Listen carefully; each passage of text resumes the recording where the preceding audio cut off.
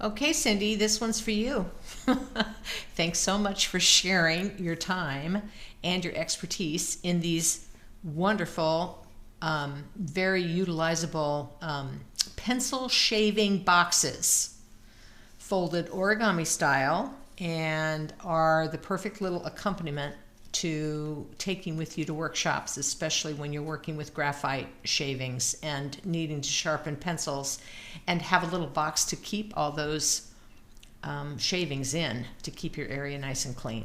So I'm going to go ahead and make this video mostly so that in the future, after I've gone months and maybe have not created these little folded origami boxes, I will have a reference to go back to and look at. So I also wanted to make it for Cindy, just in case you also need a reminder in the future. But I think it's funny because you're the one that taught it to me, and I just want to be able to remember how to do them. So I've made several more since you and I got together yesterday, and I'm going to talk just a little bit to remind myself of the steps. So first of all, we have a piece of paper cut to 3 3/4 by 5 1/2. We have a printed side, and we have a blank side. So I call this the party side, and this is regular weight origami paper. I think Cindy showed us using just a piece of a little slightly heavier copy paper, and it has some nice heft to it. But I'm getting used to using these origami papers. All right, so first things first, party side down. So printed side down, and we're going to do the first step is a hot dog fold. And I also want to thank Cindy for her reminder that every time we do one of these folds, especially in the beginning, we want to go and fold it backwards also and break down those fibers on the fold. It just makes the coming steps a lot easier to perform, and you'll see what I'm talking about in a minute. So we open this back up, party side down, flip it around counterclockwise or clockwise, and we're going to do a hamburger fold. And I'm trying to be as precise as I can be. I just like everything to match up, and if I do that in the beginning, I get a better end result. I'm going to use my bone folder, and I'm going to bend it backwards. Even though it's an extra step on each one of those folds, it does make it so much sweeter when we come up to this next part. Well, not the next part, the part after that. Okay, so now we're going to close it up, and now we have the party side out, correct? Because this is going to be the outside. Yes, this is going to be the print outside the box. Okay, so now we're going to take the right bottom corner, and we're going to put our little finger right there on the fold line, which is difficult to see, but trust me, when you're doing it, you'll be able to see it. I'm going to put my finger there, and I'm going to bring this diagonal corner up just to match that center line that's already been folded, the folded line, okay? I'm going to go ahead, press down, and we're going to go backwards on this one too. And then we're going to do the same thing on the other side. We're going to bring this left corner, bottom corner, to meet at the center, and that top line should all meet up, and the little point should be a nice perfect point. I know some people don't like the word perfect, so okay, just forget I said it. And I'm going to fold back on this one as well to break down those fibers on this folded line. And I really want to thank you, Cindy, for that reminder, because it really makes making these much easier. Okay, so now it should look like this. I'm sure this is a very familiar shape to a lot of other things that we have folded over the years. Okay, so now we're going to open this up and just have this nice little rectangle, right? And what I'm going to do is I'm going to reach in here, and this is where doing the back and forth folds really makes a difference. I'm going to open this up here, and I'm going to push this right here up into the inside.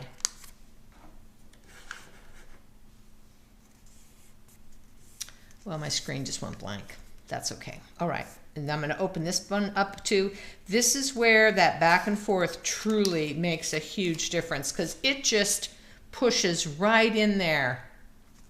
Right? And now you have it looking like this. And I'm going to go ahead and use my bone folder just to make it all flat. All right. There we go. Now we're going to bring this right. So now you have these two pieces, flaps. And I'm going to take just the top flap here, and I'm going to fold it in on itself where it meets in the center line, and the tops are perfectly matching up. On this one, I'm not going to fold it back underneath on itself. Doesn't need to do that for this one. Then we're going to do the same on the other side.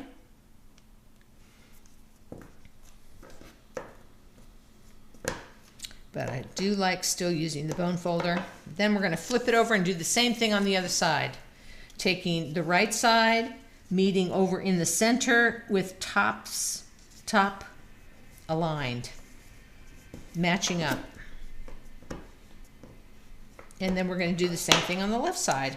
Come over here and do that. Meeting in the center, top aligned, tops aligned. Okay, now we got this. Now we're going in for the last step before we push it into the box shape.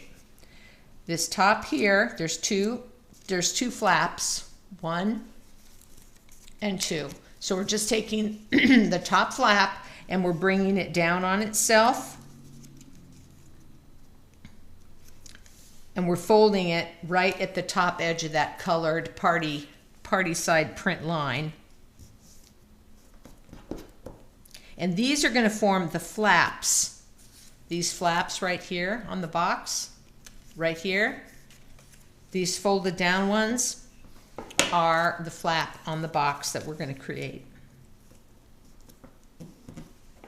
Okay, now as I'm making a bunch of these to store in here so that I can take these along to workshops or hand them out and share with people, because each one of these folds into the little box that you're going to put your pencil shavings in.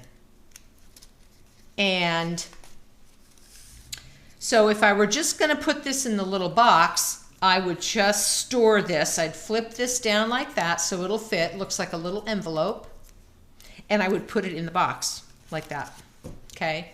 But when you pull this out, here's what you're going to do. So we've got the flap that we're going to just pull apart this way, and it looks like this. You got your little triangle apex right there, only it's on the bottom. And you just gently push it down and stick your fingers inside, and if everything has been folded and double folded, you're going to end up with this nice little box shape. And you're just pushing down gently, but that's all there is to it. And here you have it. And it just pushes very nicely, especially if you've used a bone folder and broken down the fibers and gone back and forth. And there you have it. So now I want to put this back to the little triangle shape. Let's see if I can do that.